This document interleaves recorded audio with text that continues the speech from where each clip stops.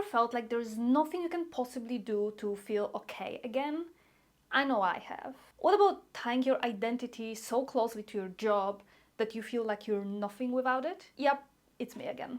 Hello coders, my name is Carol and this is a story about battling burnout, depression and unhealthy coping mechanisms and regaining rights to a happy and fulfilling life. Or rather, an okay one. It's still work in progress. In this video, I'll give you some context about me and my profession, what triggered me to take a half-a-year break from a job that was basically defining my whole life, what I did during those 6 months, what I learned from it, and what systems I put in place to never end up in a situation like this again. I know that I'm not the only one struggling like this, so if at any point you can relate, I hope that some of my learnings will be applicable to you and you won't need to halt your career for months to get better. And if you do, that's okay too.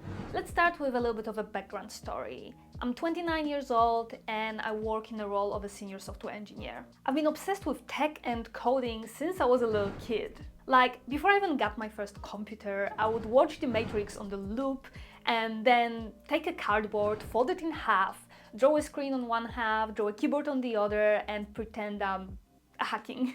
For me, programming has always been a tool for unleashing my creativity and having fun building stuff and solving problems. That's also how me writing a sci-fi blog turned into me making blog templates and then websites and web apps. But why am I telling you this?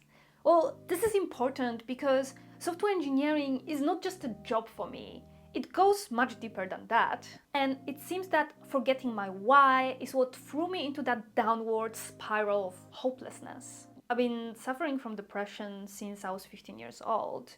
And really quickly, my coping mechanism turned out to be intellectual achievement, I guess. I believed that my only value as a human being was how good was I at being a software engineer, be it work or uni or competitions or personal projects, but mostly the jobs I had. And it's been working great for years. Not that I was suddenly cured, but I was highly functioning and afloat. The problem with this coping mechanism is that you need to keep achieving more and more and more and more every single year. It's really hard to deal with your own mistakes and lack of progress becomes a failure. Did I tell you that I also struggle with perfectionism? Another childhood thing, who doesn't have those? Perfectionism can definitely help you early on in your software engineering career. Attention to detail, performance optimizations, or even creating pixel-perfect interfaces are things that will make you noticed by potential employers or decision makers during your internships. But it will actually make your life so much harder once you join a big company where perfection on a scale of hundreds or thousands of engineers working on the same code base is just unachievable. So, depression, workaholic-style coping mechanisms, and perfectionism are just some of the background things that set me up for burnout. But there was an actual trigger, although simmering for months, that led to me completely breaking down and eventually taking that 6 months break of work. Deep into the pandemic, I actually switched tracks from an individual contributor into an engineering manager, which has been a dream of mine. I got to lead a team and have more influence over the future of our product, which is something I really cared about. However, this turned out to be really bad for me. The reality of the role was so different from my values and what motivates me that after nearly 2 years, I was just completely drained of energy. It's hard to describe it in a few words, so I actually made a whole video about it and why I quit engineering management. You can find a link to it in the description and I will also link it on the screen at the end of this video. Even though I was working as a manager, I was still expected to code, which should be great for me because coding was always something that relaxed me and made me feel better. In reality, it caused me a lot of anxiety. No one really talks about how hard it is switching from big picture thinking to detailed problem solving. Our brains are just naturally not good at it. I'm talking about switching between vision and strategy meetings, team meetings when we discuss technical problems, one-on-ones when people bring up problems with a lot of context, and then actually coding. This is where perfectionism gets in the way. I was expecting to perform all of those tasks at a very high level while getting better at each of them simultaneously, which is just completely unrealistic. I was seeing my mind as the only thing that was valuable in me as a person. So when I struggled to code as efficiently as in the past, I was really disappointed with myself. And disappointed in my case means hating myself. So all of this was really hard to handle, but the final nail to the coffin was my need for external validation. And in this case, that meant promotion. Promotion I didn't get, or at least not when I expected it. And once I got it, it was bittersweet. I lived with anger, anxiety, and exhaustion for another couple of months. I was really determined to finish a project I was leading. Until in one of the meetings with my manager, he started asking about my goals and aspirations for my career. And all I could think about was, I just want all of this to end. And that's when I completely broke down. Fortunately, I had an opportunity to take as much time off as I needed. My career coach suggested 6 months off, and that's what I opted for, with an option to come back earlier if I wanted to. I always keep 6 months of emergency budget so that I don't have to worry about money when taking unpaid leave. That's something I really recommend to everyone, having that financial safety net. So a week after that breakdown, I was free. Or so I thought. Being used to working like an overclocked processor, I jumped straight into working on my own startup. I blamed my job for my unhappiness. Spoiler alert, it wasn't the job. So working on my own terms seemed like the best thing I could do. I won't bore you with the details, but a month into that endeavor and nearly a daily panic attacks, I realized that I really need to do some groundwork around my mental health.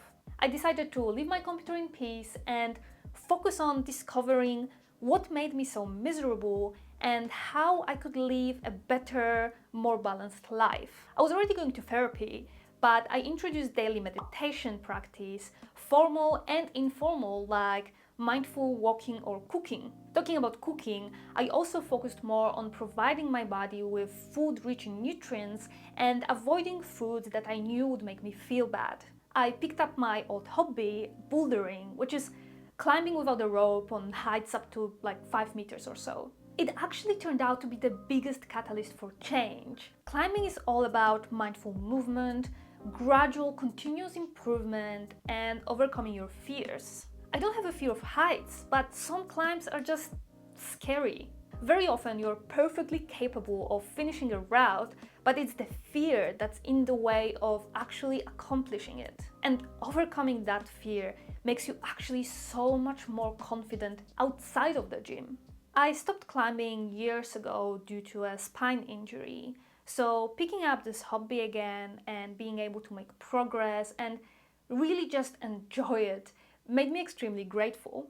And it's not something I felt very often, being grateful. It was so healing that I started consciously evoking the feeling of gratitude for my health, my partner, my family, even the country I live in, Australia, and even my job. In a way, my employer cared about me.